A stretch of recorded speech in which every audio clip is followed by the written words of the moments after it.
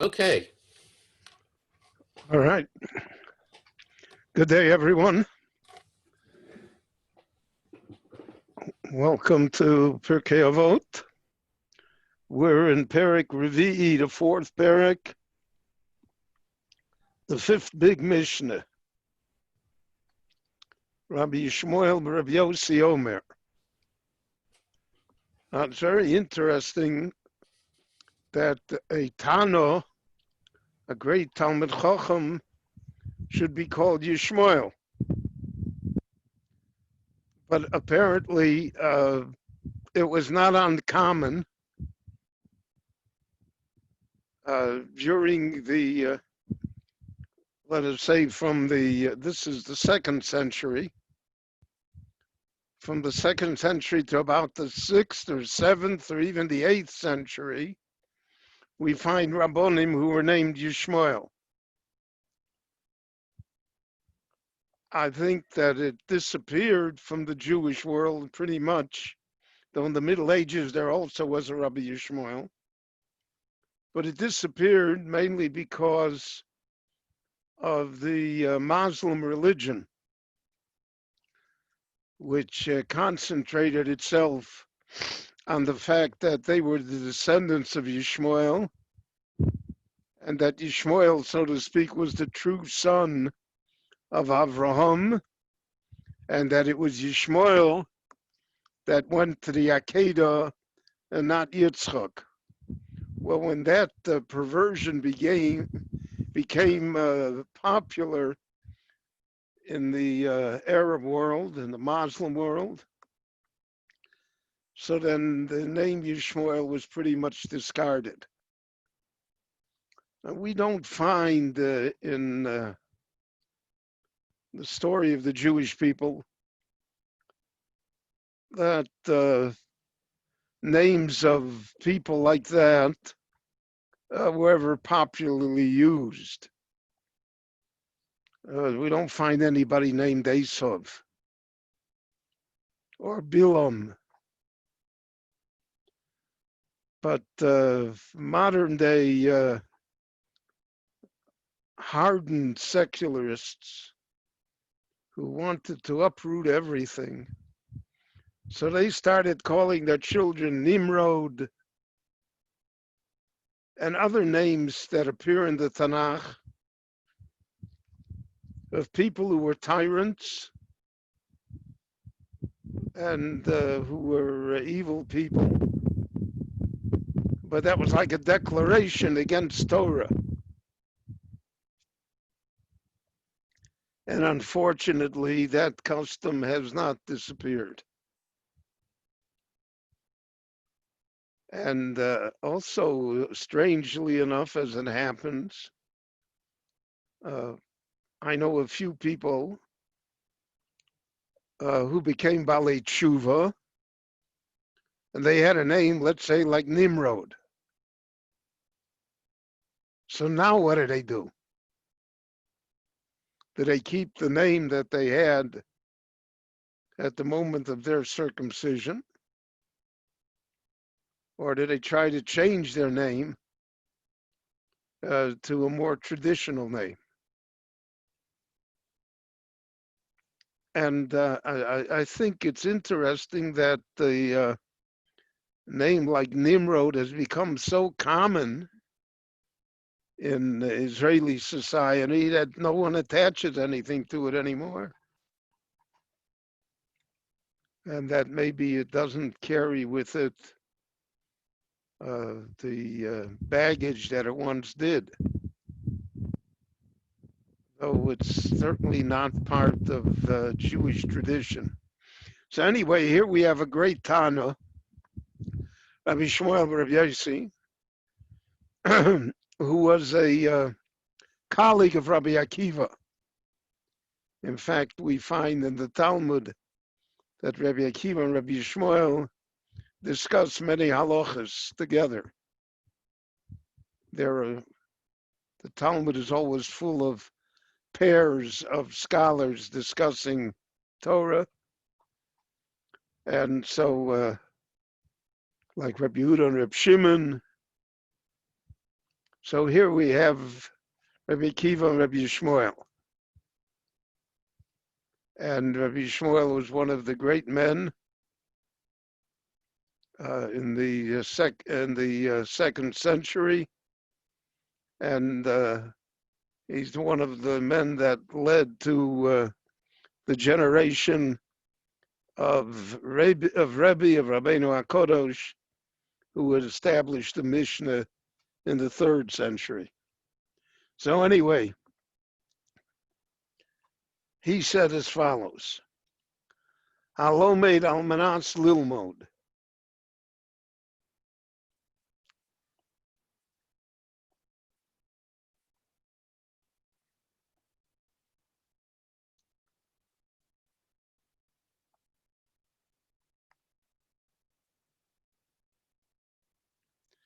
Now there's here it should be Halomed almanas lelamed. So the question here is, somebody is studying. What is his purpose? What's the purpose of studying Torah? Is it to acquire knowledge? Well, that's partially the purpose, because without knowledge, a boor can't be a Talmid Chacham. La'amoretz chosid. So you have to acquire knowledge. You have to know. But there's more to that, because there's a spiritual aspect to learning Torah. It's indefinable. It's not measured in pages.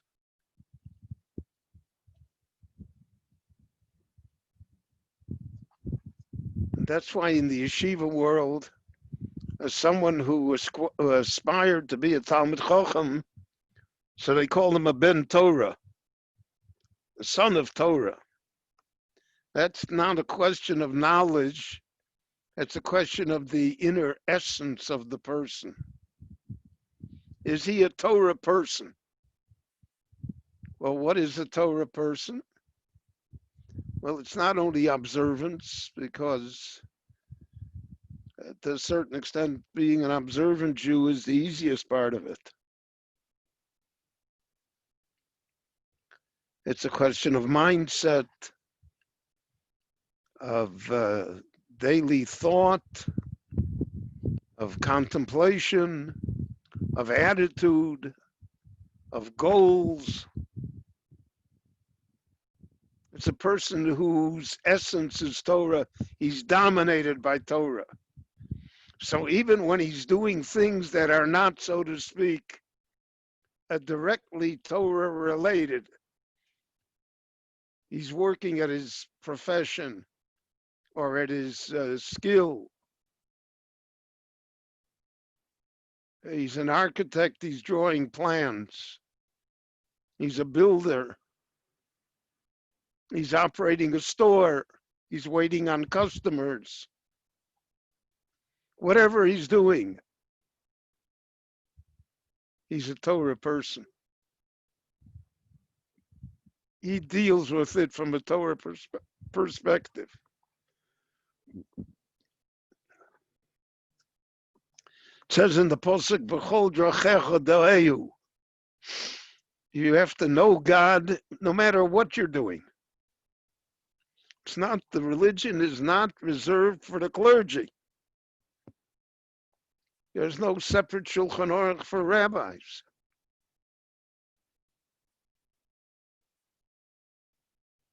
And whatever you're doing, you should see in it that you're doing the work of God. And that's an attitude. And that attitude applies to study. I study not only to gain knowledge, I study to have a connection with the Ribono Shel Olam, so to speak. Asher bochar bonu mikol ha'amim v'nosar lonu es Torah. So it's his Torah that he gave us. So if I have a gift, so to speak, from an important person.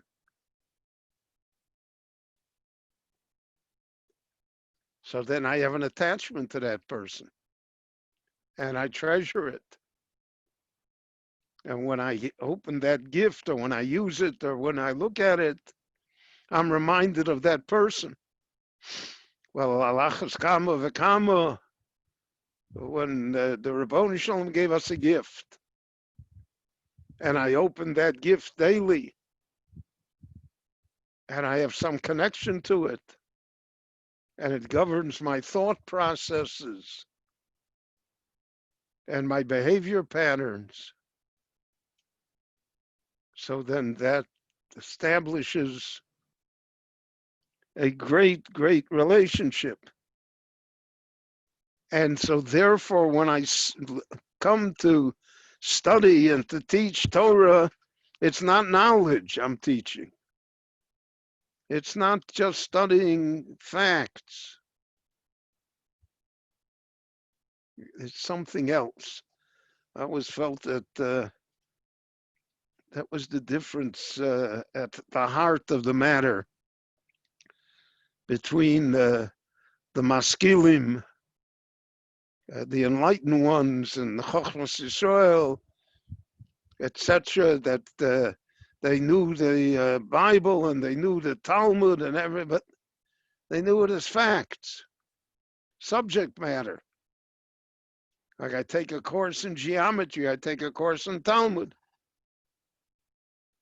But the yeshiva world never subscribed to that. There's no such thing as a course in Talmud.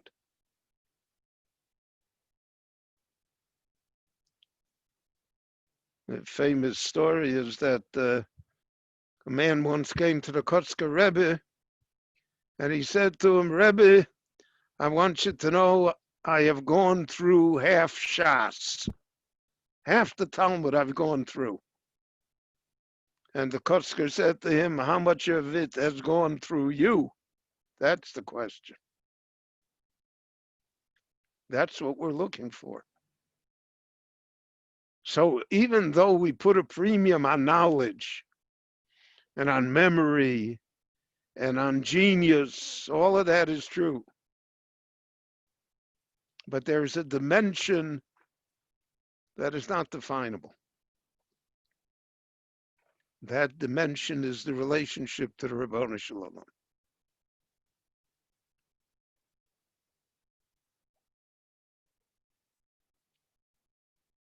And they say that it came to a great scholar and he was on a certain page in the Talmud. They came back a month later and he's still on the same page. So they said to him, Rebbe, why? What are you doing still on the same page? He said, what's the problem here?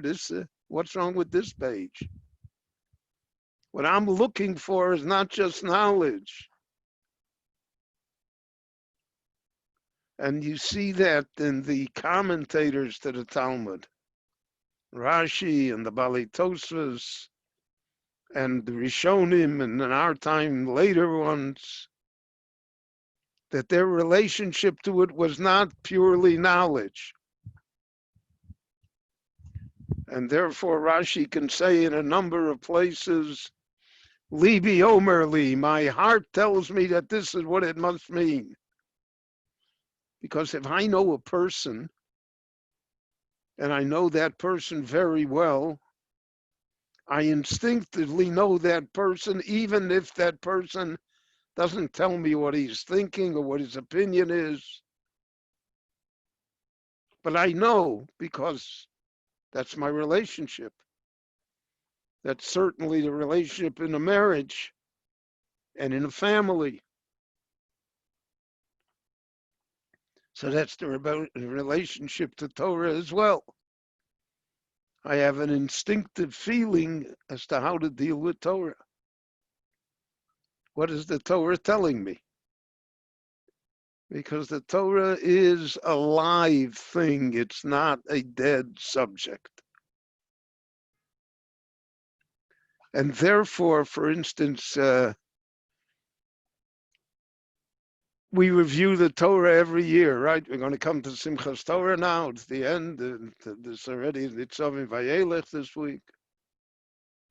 Yeah, we heard it all already. We heard it many times.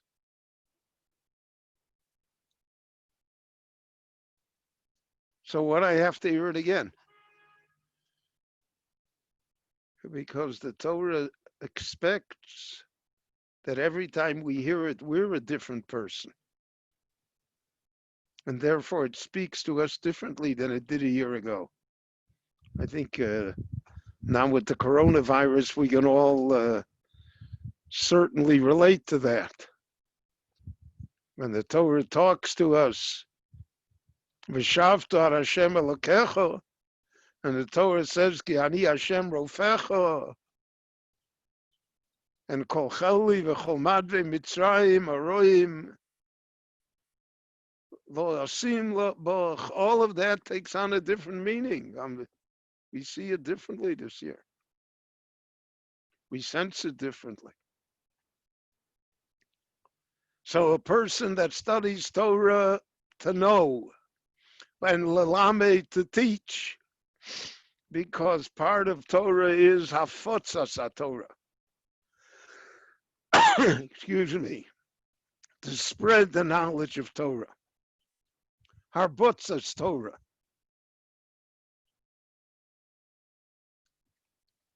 It's an inheritance to the Jewish people. And therefore, we have to try and restore their inheritance. And we do that by teaching others and by being an example to others.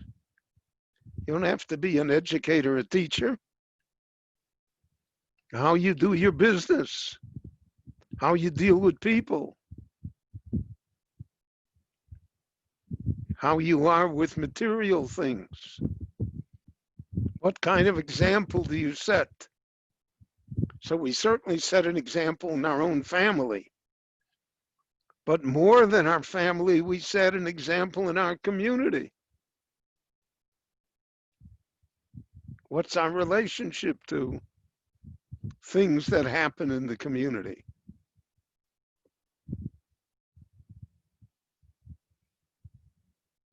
I think that's one of the most important things necessary for a shul and for the relationship that people have to a shul.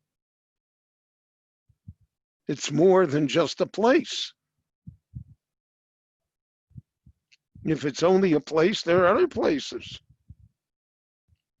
that'll be more convenient. So that's how we're measured. So therefore, my speaking biyoro lilmod lalamed. He will have the ability to learn and to teach others, because that becomes his goal. His goal is to spread Torah. If that's a person's goal, so then he's doing, so to speak, God's work. So the Ribono Shel Olam helps him, gives him opportunities. We have unlimited opportunities today to spread Torah. You can write, you can read, you can listen, you can influence, and you never know what works and what doesn't work, whom you strike and whom you don't strike. I always said that when you go somewhere to speak or lecture, you don't know. So you think you're going to speak to these 50, 70, 100 people, but maybe your whole going, and it's been in my experience, is because the influence you're going to have on the taxi driver that takes you there. The speech becomes secondary. It doesn't even count. You don't even remember what you said. But the way you spoke to the cab driver, or the way you behaved, that's the impression. That's why you went. And all of life is like that. All of life is like that.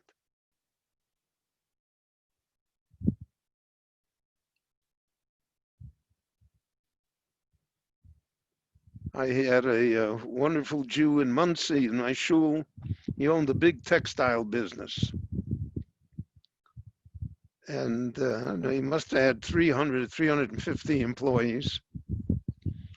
Uh, all of them, practically all of them were Hispanic. Most of them didn't speak English very well. They were just trying to get started in America. So he used to come to shul Friday for Shabbos. And he always came over to me and he said, Rebbe, Baruch Hashem, today I was able to give parnosa to 350 people that they should have what to eat for a week. So he saw his business not as a business that he's going to make money on, even though he did, but he saw his business that his 350 families are going to live. That's what he was doing. Well, if that's your attitude, so then it's a whole different thing. It's a whole different thing. And the workers felt that.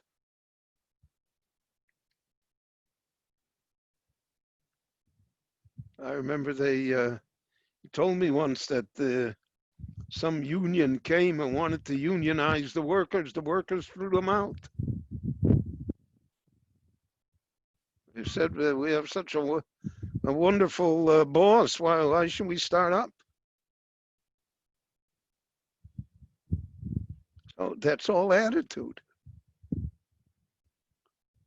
The Gemara says that a Tana once met Rabbi Meir, and Rabbi Meir was not known yet. He was a young man. So the Tana asked him, Ma shmecha, what's your name? So he said, Meir Anochi, I'm Meir. Oh, you're Meir. Ma malachtecho, what do you do, Meir? So he said, Lavlo Anochi, I'm a scribe, I'm a sofer. I write. So the man said to him, Hizoer b'ni, Hizoer. Be careful, my son, be very careful. Shemalachtecho meleches shamayim hi. Your profession is the profession of heaven. Shim chisarto sachas, vosafto sachas. If you miss a letter or you add a letter, it's possible. So he not only said it because he's a scribe, everybody is meleches shamayim hi. Whatever we do is meleches shamayim. We're doing all heavenly work, each one in our own field. And that's true even when we're retired and we are nothing, we still are influential. People look at us. People see how we behave. It makes an impression. So that's what he said by speaking biyoro lilmod l'lamed. We let him, the Torah will let him study and we'll let him teach as well. He'll be able to spread Torah. It's interesting that the Ribono Shel Olam created the Jewish people in such a way that we always have people who are willing to sacrifice themselves to teach our children. They don't do so because of money, because the other professions pay far more. And it's not an easy profession. Very, very difficult one. And it's a profession where one can never really achieve universal praise or appreciation. The Gemara said, "Ein odom omed al das rabo, Elohim came nismalu lo arboim shona." You don't appreciate your teacher till 40 years later. Oh, that's what he meant. That's why he did this.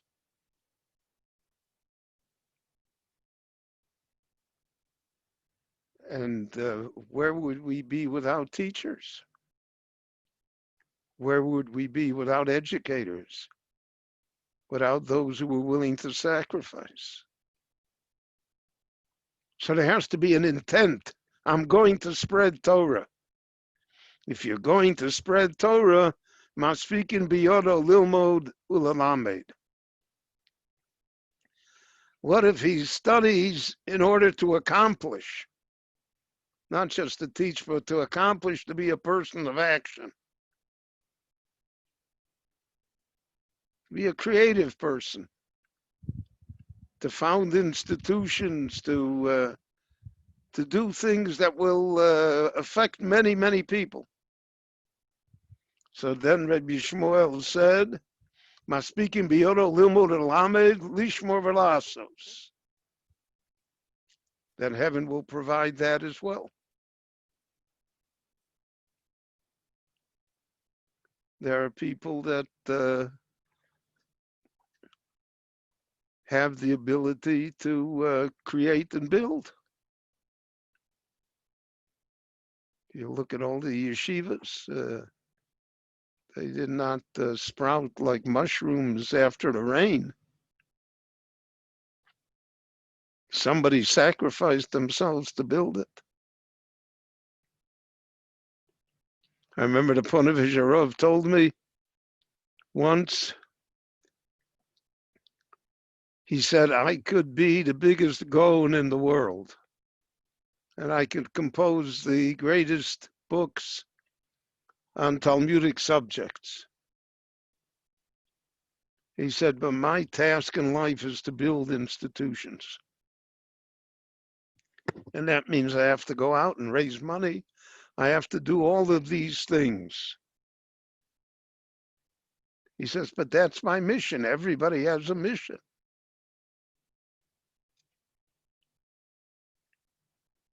Everybody has a mission. Now it says lishmor velas. What does it mean? Lishmor, to guard. It's, if you observe, you're observed. You're there. What are you willing to guard? If you do the mitzvahs, you do the mitzvahs. So then what do you have to guard? So the Meforshim explain, again, doing a mitzvah is wonderful, but there's a value involved. And the value is what has to remain with you. Lishmor means that it should remain with you.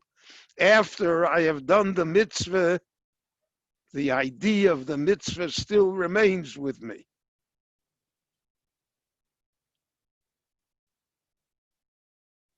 And that is a mental, psychological challenge.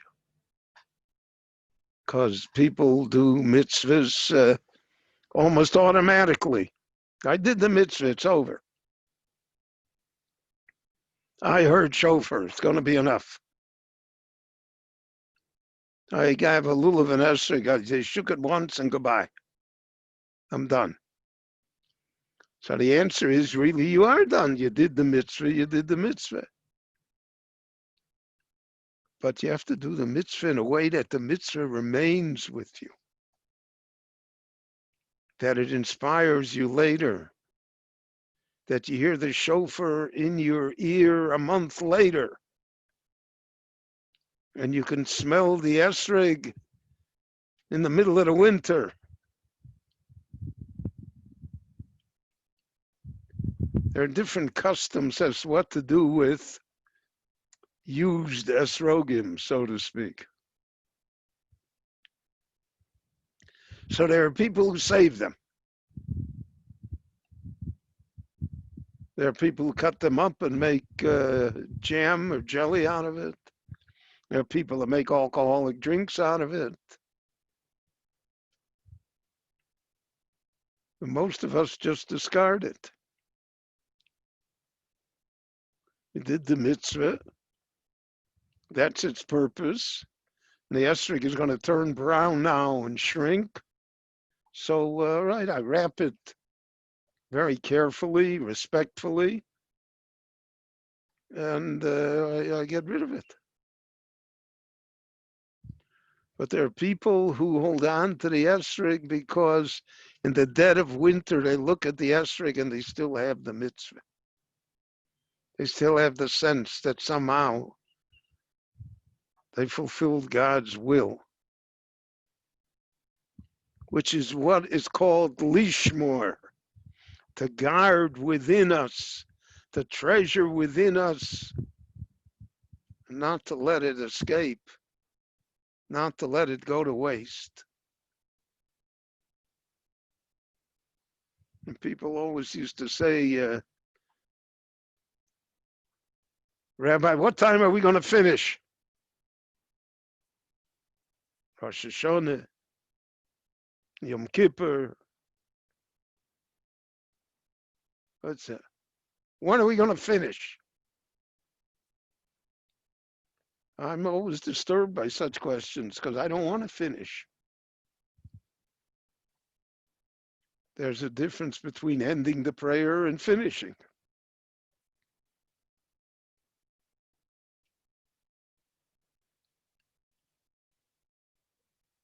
I want part of it to remain with me. I don't want to be finished with it. We treasure good memories, or we remember in our mind's eye wondrous things that we saw.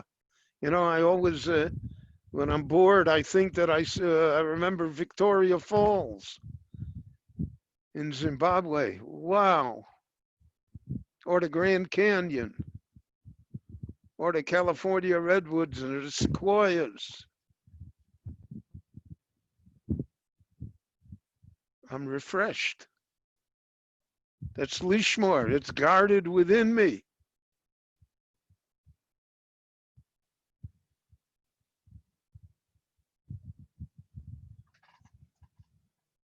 People take pictures of everything today. The nature of people is that they want to hold on to what they saw or did. Most of the time, we never look at our picture albums. But our desire is that it should be with us. So that's the idea of lishmor. To treasure it, to guard it, to savor it.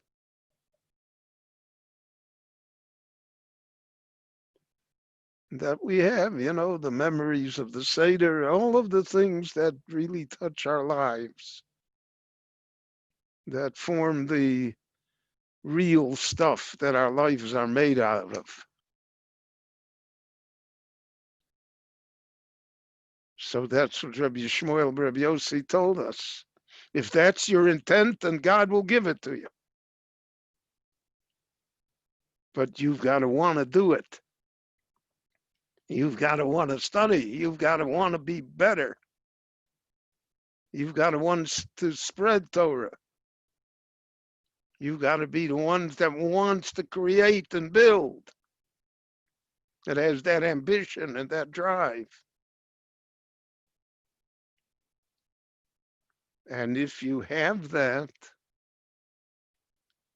so Chazal said, Habola Taher Messianoso. If someone comes to do good in this world, heaven will help him. Heaven will give him opportunities to do so. You want to be a charitable person, God will send you plenty of opportunities. You want to be a scholar, you'll have unlimited opportunities. You want to help build a community, you will have the opportunities. You want to strengthen the shul, God will help you. You'll have the opportunity. What you do with the opportunity is your business. That heaven doesn't interfere with anymore. So I think that this is an important mission. All of them are, but certainly in our situation this time of the year as well, to strengthen us, Liyom Adin, to say to the Rabboni Shalom in the prayers of Rosh Hashanah, this is what I want to be. Help me. I need life. I need parnosa. I need health. You help me. I'm going to help. I'm going to do my part. I don't want it to be a one-way street. That type of bargain is permitted even on Yontif. So I want to thank you all for listening, and please stay well.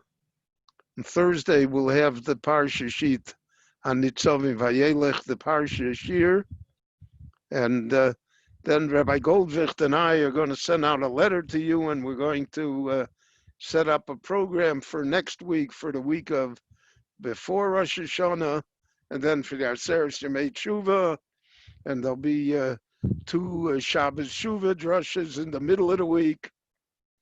So keep the Zoom going.